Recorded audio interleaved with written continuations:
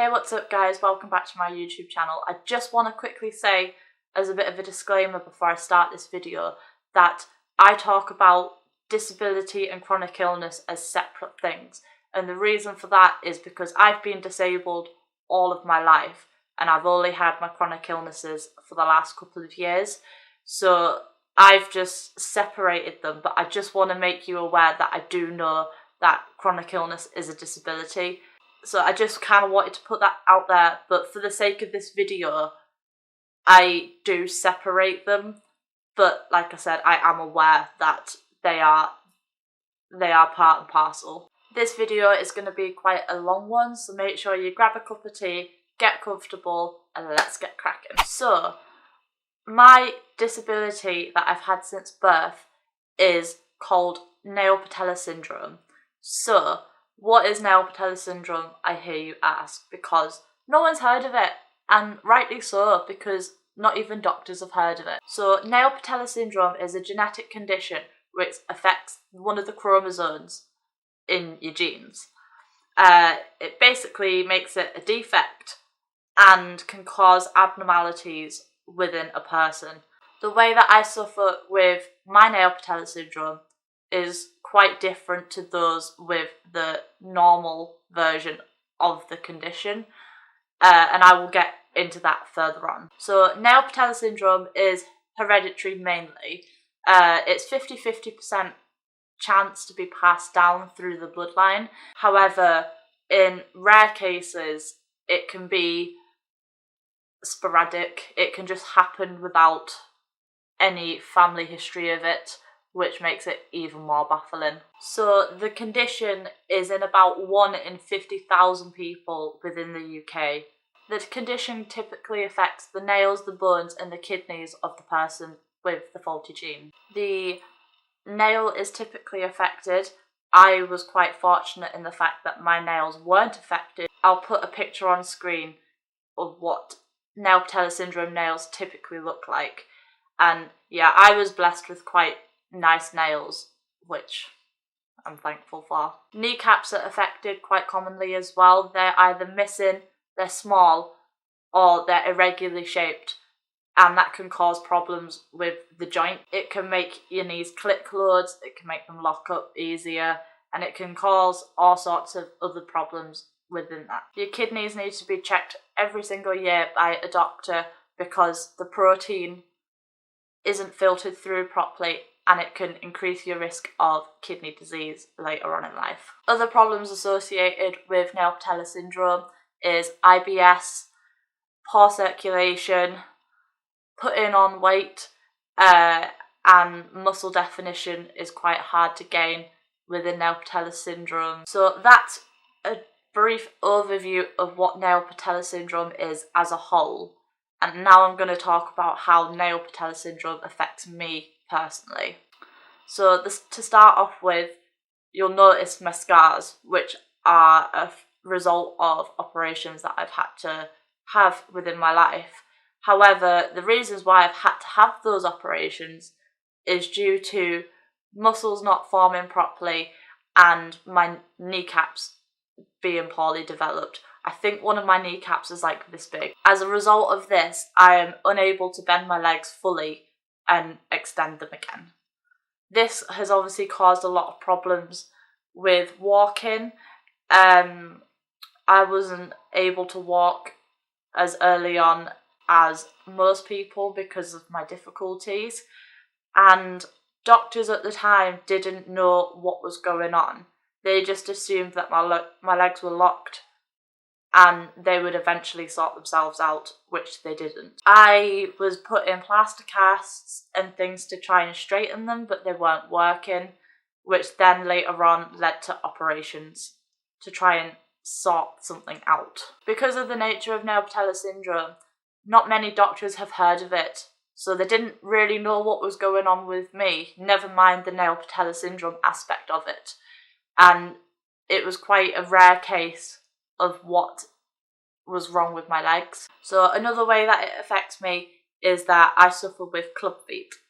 So when I was born, my feet were turned inwards, and Over the years, my left foot has turned outwards and that one is fine. However, my right foot is still turned and up onto its side, which, if you've seen my previous videos, that is what I'm having surgery for later on this year, to hopefully get corrected. Another way that it affects me is that I can't turn my hands over properly. It isn't a massive deal in the grand scheme of things, but it has been a cause of issue every now and again. Due to the way that I walk, I have to walk from my hips rather than my knees. So this has put a lot of strain onto my pelvis, and I've been told that I might need to have hip surgery later on in life because the joint is going to wear down due to the way that I have to walk to make up for the lack of movement in my knees. One of the types of the operations that I've had on my legs is a frame that was developed in Russia, I believe, called the Lazarov frame. So generally this Lazarov frame is often used for those who have broken bones, and what it tends to do, I will put photos on the screen here. However, if you're squeamish, please turn off and I'll put a little time caption where you can skip to so you can miss this part because it is a bit gross. Anyway, if you're still here, what happens is they put pins through your bone and then put this contraption around your leg, or in my case my leg, but it could be your arm, your foot, or anywhere on your body.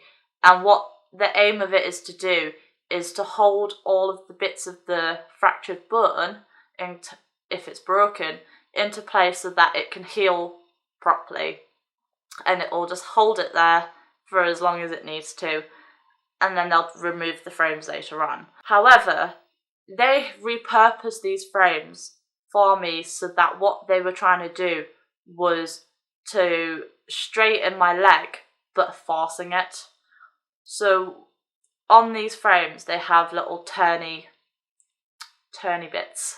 I don't really know what the official names are. So my legs was like this, for example, and then every day you have to turn it by a certain amount of millimeters to eventually straighten it out.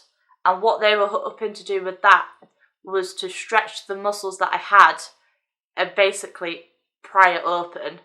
And then once they removed it, I was in plaster cast for a couple of months, and then they were taken off as well, and we'll see the results afterwards. This process could have taken anywhere between like 6 months to 8 months, I believe. I can't really remember because it was so long ago, but it was quite a while in total. Once the frames came off the first time, they realised after 6 months that my leg went from being straight back to bent, and they closed itself back off, which was quite frustrating for everyone. The surgery had failed and they didn't really know what to do next. So they opened my legs up, which is the big scar that you'll see down the middle of my legs. And what they were trying to look at was why this keeps happening. They couldn't work out what was going on and why they kept going back to how they were before. So a couple of years later, we tried the Lazarov frames again. I can't remember specific orders of how these operations were, but in total I've had 6 frames on my legs. 4 of them were one at a time, so they do one leg first, let that recover, then operate on the next one, let that recover, and then see the results.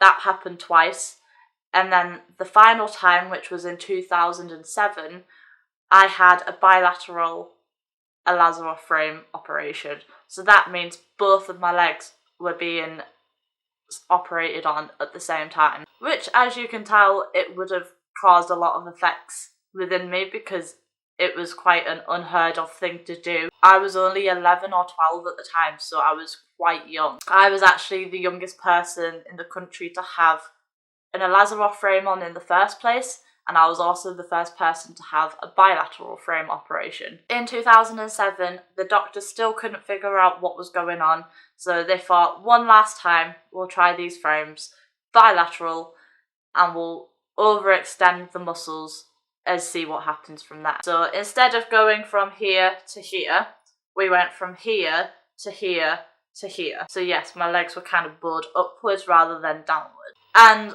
the frames came off. I did the recovery, and they've not gone back. We don't know why, but they haven't. My legs aren't locked into place like this anymore. They're still not straight, but they're better.